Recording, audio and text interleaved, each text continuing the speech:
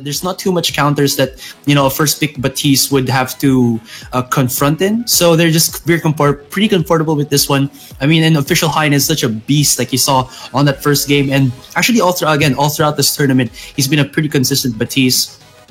A Celeste though, I mean, we have seen trophies go for a pretty beast Celeste, but this could actually open up maybe a Scarf for Enix. I mean, honestly, at the end of the day, Batiste does so well into a lot of heroes because of when you're empowered, or even just your Fearsome Shade and your Ordained alone. So honestly, Elite 8, just picking out the Batiste, just flex and play around with it. I've got no qualms with it whatsoever. But the next band that's coming out from the side of Elite 8, it's something that we didn't see in the first game as well. They banned out the Scarf in the first game. They are going to let the Scarf through, but they might pick out a Scarf for themselves when they go into the second phase of draft after Elite 8 do ban. So this is something that Elite 8 has to consider, thoughtfully, or just going into this game thoughtfully, or rather, sorry, the side of Enix have to go into this draft thoughtfully, whether or not they are going to remove stuff or they are going to pick out, or ban out something else.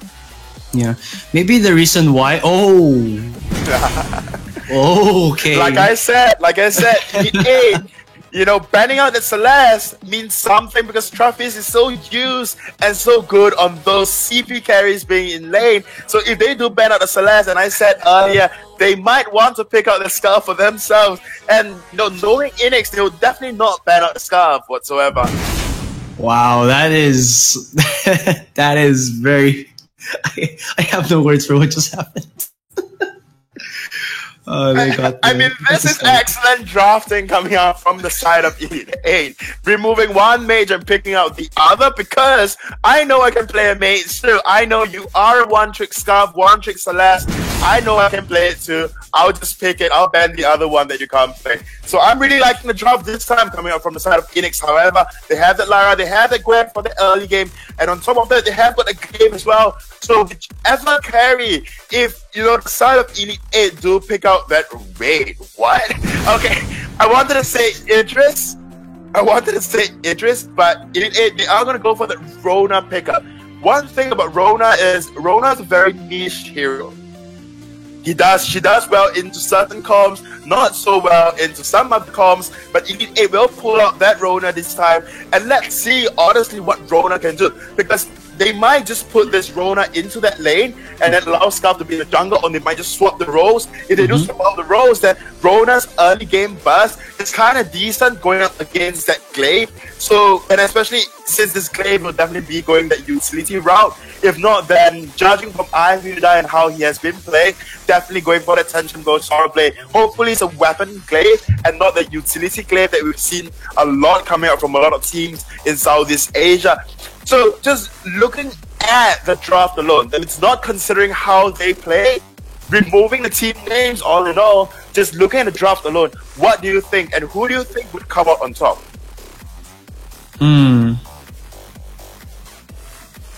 Actually, I'm still thinking, but just considering that there's a Batiste pick, I really respect having a Batiste, because I feel like right now there's no way for Elite 8 to reach the Scarf in the backline, just because there's so much peel coming from the Batiste that Ordained and Fearsome Shade is enough, I feel like, to counter out the Glaive. And then you have this Rona who can just jump into the face of the Lyra, into the face of the Gwen. So let's just see what's gonna happen. Yep, definitely, I must agree with you. And honestly, if they need to go into the Scarf and get into the back line to go for Scarf, they have to get through the Rona as well. And if you do leave a farmed up Rona unchecked, you are in for a very, very bad time, because Rona unknowingly can put out a lot of damage on her own, especially if she has a red mist up, she has got a breaking point stacks, and if you left unchecked, and especially with the Batiste as well, that can zone out together with that of Scarf. So honestly, if just looking by the draft itself, I must say the side of Enix, they have got a more meta pickup, but Elite 8 has got that easier draw to just execute at the end of the day. Yeah, but maybe, I mean, there's also the point where in Enix, their composition does have that Lyra, and we've seen time and time again how some comps do have the possibility to use that passage as a more offensive tool, wherein you use it to gap close rather than to, exit, or rather to put distance between you and your opponent. So again, I'm just curious to see what's going to happen. So like you said, it is going to be a lane Rona up against a lane Gwen. Yep, I mean, lane Rona has got the amount of save that she needs, especially from Book of Eulogies, and they saved me being really fast in lane with those bad mojos coming from him as well. And like I said, melee heroes get more heals from Book of Eulogies as compared to the range heroes, if I'm correct. So honestly, Han Jaeger will do so much better going into trophies in this lane. So we'll be seeing as Elite 8 going for a 2v2 in the lane. And official Hein actually rotating to the jungle, looking for maybe Iangry Yadai as he tries to go in and finish off his camps. Han Jaegers, how's that Rona really looking offensive? I think my partner is... Am I back? Oh, okay. Yeah, there you go. Do I sound handsome now? Oh no! You always sound handsome, but for some reason it's not as handsome as before. Oh, damn it! Let me just fix the things that I need to fix, or maybe I should just stop touching all the wires that I'm touching currently. But anyways, we do see Elite 8 putting up a lot of pressure going up against, that of Enix, especially even Gwen as a range hero as well. Han Jaeger is just putting on so much pressure in that lane. Yes, he is. And really, like, I believe you said this before when I casted another Rona game, that Rona is one of those heroes who you just want to get in the face of your opponent as early as possible, as quickly as possible, because you do have all of that AoE, again, melee range damage that right now she's going to be doing. But at the same time, it's going to be EX with a quick response. Look at Iangry Yadai, a couple more shots. Rubber Monkey, can he do it? That is just the Lyra, but Adam's first blood. Oh my goodness, from downtown. Official Heinz right here, but does he have the right of passage or the right of revenge kill to be able to get a kill right here? I think that's going to be a no. He's going to at least maybe absorb some of the experience here in the lane. It's so cute when Skark is coming up to lane to look for a kill, but when he waddles through those mustache brushes, he just waddles like a duck. But we did see Han Jaeger on that Rona. He can be very aggressive and get another team fight. And speaking of aggressive, it's going to be Roberba getting chased down by E8, but well, she will survive for now. Elite 8 going to be looking to... Oh my goodness! Rona just jumping in, and they know no better. Iangry Yadai is right here. He's going to be connected with the Ordained, so no escape whatsoever for the Glaive. And hasta la vista, baby! There's the Imperial Sigil from Town. Rubber Monkey finds it, gets that 1-for-1. Although the turret did take quite a bit of beating here, Elite 8 might do more and break it down. I mean, Elite 8 at this point in time, they have the advantage. They can't go in for this turret. Iangry Yadai yet again being ordained by Anime Save Me. Oh, they're really pushing it. Push it to the limit, but Anime Save Me, no one will save him. So that turret, it survives with one parcel of HP. So like a breath, a bullet, a shot would take it down. Definitely, but there is one thing that we must take note as well. It is that Han Jaeger in that late game, and when Han Jaeger do pick up all of his items that he needs to put out damage, and on top of that, tank up as well, then definitely the side of Enix will just have a hard time. Here we go, jump into victory! And there you have it, another kill coming in from Elite 8. What was that? That damage was insane. 40% left in his HP, and it got obliterated in less than a second. Well, yeah, we saw that damage coming out from Han Jaeger, just sitting on that poison barb or poison needle, the tier 2 item before. Okay, never mind. I think it's called poison barb. Oh, barb needle. Sorry, it's the barb needle, not poison barb. I got it mixed up with poison ship. I'm sorry. So barb needle, and just 2 weapon blades, and he just put out so much damage with just the B ability coming out from Rona. So honestly, just imagine it if in the late game and when Gwen starts to fall off. So here we're going to have to see a little bit of a tussle once again from both of these teams. E8 have already broken down the one turret of Enix, and they're looking to push for more. There's a good wave behind them, so they can maybe go for this fight. But Enix, what they're trying to do right now is clear the waves, and they're trying to dip a little bit into the fight, but they gotta be careful. There's no ultimates just yet for any of the members of E8, but E8 are actually pretty consistent in this one. Ordained to connect onto the Gwen. They gotta back away. Bulwark, defensive bulwark coming up from Rubber Monkey here just to keep the Gwen from being engaged upon by the members of Elite 8. Although Elite 8, they're actually pretty fine because aside from maybe the Rona, E8's damage is basically throwables. You got yourself the Spitfire, you got yourself the Bad Mojo, and I think that's one of the danger zones or the danger styles that Enix has to be very wary of. But at the same time, Undiggers jumping in onto the. Yeah, actually, if Syria is still there, I just noticed in the mustache brush. Yeah, and there is one thing as well that we must note. It's that official Hein on that stuff, not going for the traditional Frost, but all the Evil Fathers, or even that Broken Beams, but instead opting for Shattercast with Hardjäger jumping in yet again. Spin to win like a top, he spins, but Hardjäger's only initiated just a smidge. Not too much damage though. Well, not too much damage because there was no follow-up coming up from the side of Elite 8. Although, you know, we can tell from the kill score, it's that Elite 8, they are on 3 kills, 1 kills above that of Enix. But at the end of you can see Enix is the one that is putting up so much more pressure. Yeah, they are. And wow, even without a lot of the ultimates of E8, they're still pushing up. There's only level 5 for Anime Save Me, but there's no Fearsome Shade, but he's just gonna go in. Hardjäger is gonna follow through as well, and here he goes, spin to win. The Beyblade has been unleashed, and he will survive. Nice, I would say nice mindset there. Nice understanding of when to back out from the tower.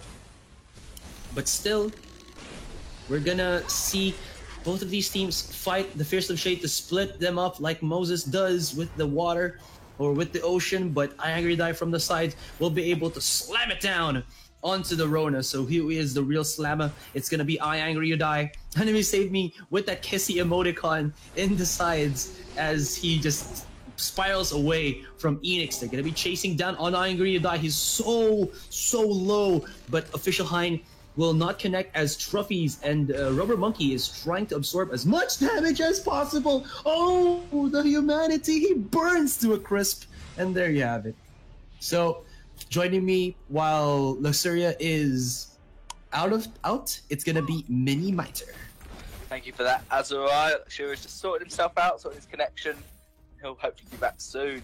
But what a fight for Enix. They played that extremely well, managing to get quite a few kills. But I think that the main thing there was that there was a little bit of minion candy by Elite 8, so they thought they had the advantage, but it didn't seem to work out. I don't like the on-hit glaive, and the fact they're going Crystal Power Gwen. I think if you're going to go Crystal Power Gwen, you should have gone Weapon Glaive, and if you're going to go on-hit glaive, you should go Weapon Glaive. But they're going to go for a fight. They're gonna go for the fight. Indeed, Official Hein has joined in onto the mess that is that 3v3 clash. There's the Fearsome Shade from the sidelines, but Anime Save Me still survives. Oh my god, how is Anime Save Me still alive from that afterburn of iAngryDie? Now it's the Rona against the glaive, chasing him down. There's gonna be Rubber Monkey for the defense here, as on the other side of the spectrum, as Official Hein taking down the tier 2 tower, or the tier 2 turret. And here you go, Rona going in, smashing it down, leaps into victory, and iAngryDie has literally died right there. 3v2 situation. Rubber Monkey, as well as Trophies, was looking for the fight. Hardjäger is backing away right now. They're chasing him down, and he will be able to leap away as that Imperial Sigil almost takes him down the passage, but they gotta be careful. Anime Save Me and Official Hein are still here. So, wow. Specs you just want to call right now E8 specs because their HPs have been that low.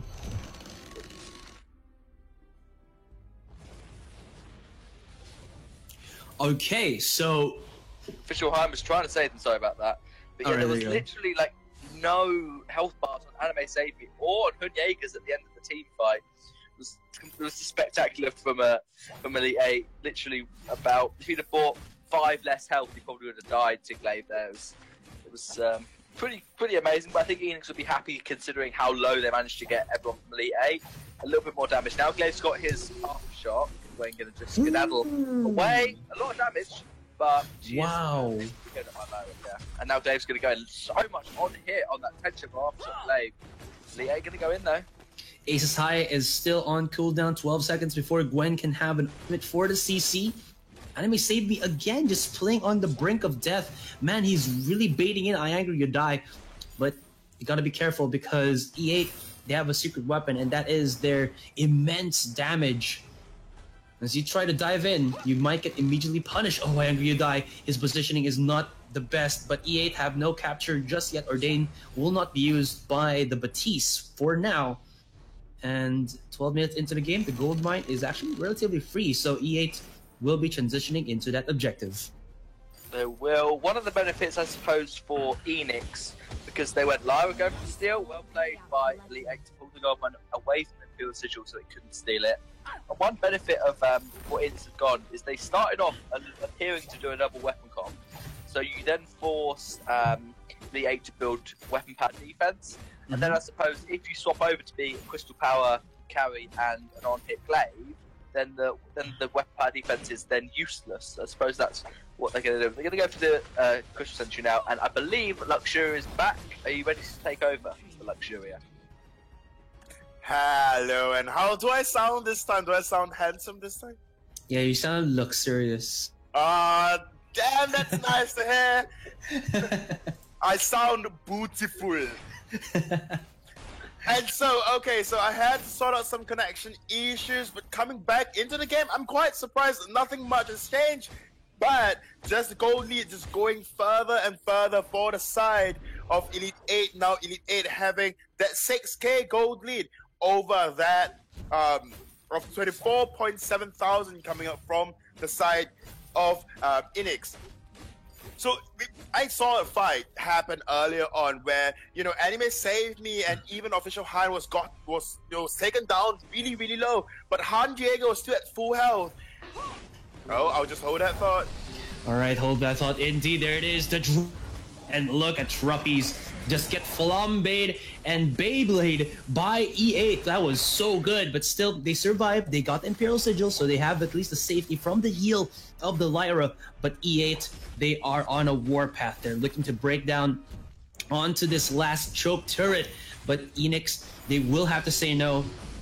But can they actually commit to it? Can they defend properly? Can they win a team fight against Elite 8 as this Rona is just so good for initiations, and Official Heim from the back line is just bombarding them with all of this goop, Spitfire, and Dragon's Breath.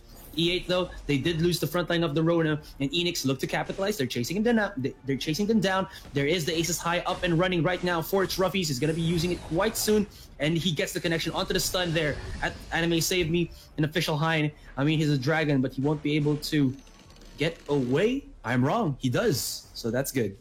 Well, he does fly away, or if he does escape via brush, then he just waddles away. But there was one fight where I'm quite puzzled because I came in because of connectivity issues. So I really need you to help me understand that fight.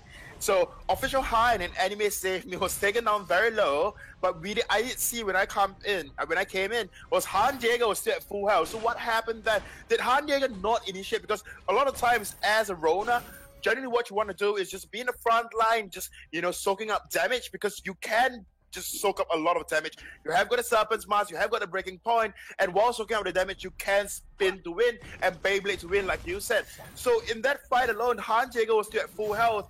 So did the fact that Enix managed to catch Official High and Anime Save Me out, or what happened then? Oh, hang on. My client actually froze. Wait, it's back. It's back. Is there gonna be a fight to commence? Looks like there's just a bit of chip damage right now for Elite Eight as they're trying to take down the Crystal Sentry. 1 life remaining. Ultimates should be up soon for both of these teams. All of them. There you go. There's gonna be the Red Mist up and running for Rona. She can actually just go for the Foe Splitter. Oh! Did she just hit the wall as she tries to jump from the side? I think she did. The Fearsome Shade was used by Anime Save Me, but the Red Mist will persist. As there you go, he blasted it, but the stun to connect from Official High, but it's not gonna be enough as the Rona is just going in to the backline, hammering them down or slashing them down with her weapons of mass destruction. Rubber Monkey, can you get away? Are you just that elastic? Oh, he goes in for the passage, but look at, oh no! Crystal Sentry for the win! And that Kraken should be an easy pickup here for E8. Well, I guess at the end of the day, it is... I don't know. I mean, Lyra was trying to delay that ace as much as possible, but I reckon if you did like Arcade Passage upwards and not into your enemy's brush, enemy's jungle, then you could have probably delayed that ace, because Gwen was the first to go down. So honestly, Gwen required some, had a shorter death timer. The side, or rather Rubber Monkey could have probably just held on a little longer, but that didn't quite happen. He TP'd into the jungle of Elite 8 and got ultimately taken down by Crystal Sentry. And as you said, Crystal Sentry OP needs more nerf. Han Jaeger is looking for an outlet to just jump in and spin to win. Here we go. Here it is. We are on our second game, if I'm not mistaken. So now Enix are on, in a way, this tournament life. They're trying to keep themselves at least on the 3rd place, but E8 have such a huge advantage from 31k to the 40k of Elite 8, but they are low in HP, but this Kraken is doing so much of the work. Official High into the back line. Oh, the damage. There's the heal. Enemy Save backing away. Still 40 seconds. Oh, but Trophies using it. It feels like it's a buster shot to just take down 2 targets at the same time. That was really good play coming up from the side of Enix, but honestly, if you think about it, it was really just Elite 8 just overstaying their welcome. Trophies going in, or rather not Trophies, but Anime Save and Official High just going in for that extra poke, just so, the side of Enix might turn that head around just to go onto them. They did so, their wishes came true, but honestly, they just wanted to, they really just wanted to be a pass so that, the side of Enix, Official High, or rather Han Jaeger. You're gonna be starting off Han Jaegers. Oh, he's in a 3v1 situation, but look at how much damage and fear he's putting into the hearts as Official High from the backline, charging in like the dragon that he is, looking for a target. Oh! Buckshot Bonanza! Okay. Alright. Going back into the fight a little bit more, there's gonna be the defensive Fearsome Shade here from Anime Save Me, as Official High will be looking to go for a little bit of that kite maneuver. Second Fearsome Shade to come out, as the poppage of that Echo will at least give some CCs for E8 to work with as they try to go for the retreat. But now Enix have go in for the punish, and they get themselves the ace. And could this be the comeback of Enix? No Kraken to get just yet, but still. I mean, at the end of the day, the scoreboard, the kill board, does not really translate at all. When we did see an even kills between both of these teams, it is just down to the fact that Elite 8 can just take objectives so much better as compared to that of Enix. But at this point in time, Elite 8, they are playing so haphazardly and so uncautiously, especially since we saw Han Jaeger jumping in just to get killed by one Buckshot Bonanza. I keep remembering like this. I think like time travel movie that wherein there's this a prehistoric character who has like a club, and then he just runs into a guy who has a gun and then bang. Well, I guess this really is the case, isn't it? I mean, Han Jaeger as a Rona pretty prehistoric. And then especially since you compare to the Gwen in that gangster Gwen skin, you can kind of tell one is holding a gun, one you're just waving around and rendering your machetes trying to kill someone. Not really helpful when you just want to jump in and die. Another fight will break out. Speaking of jumping in, though, here comes E8. There's going to be the Dragon's Breath to actually connect onto two members. Look, please just diminish. This is what we're talking about. There's the damage. Trophy still has a good amount of damage from this Gwen, but the question is, does she have enough leeway to get out all of that burst that she has? The Buckshot Bonanza will connect once more, but it's not going to be enough. Elite 8, they're looking only to the last remaining character, which is Iangry Yadai. He's going to be going for the port, but his heal is just a bit too slow. He has to dive in. He's looking at the official Hein right now, who is a little bit low on HP, but still, there's no opening for him to go in, and official Hein is going to do what needs to be done, and that is to get the ace, and at the same time, break down this core. And so, ladies and gentlemen, we have our third placers. It is E8, or Elite 8. That was a rather funny game to watch, to be honest, because I'm sure both teams were having a lot of fun in that game, especially E8 and of course Han Jaeger just into the fray, or rather into that gunshot of death. And GG indeed, Elite 8.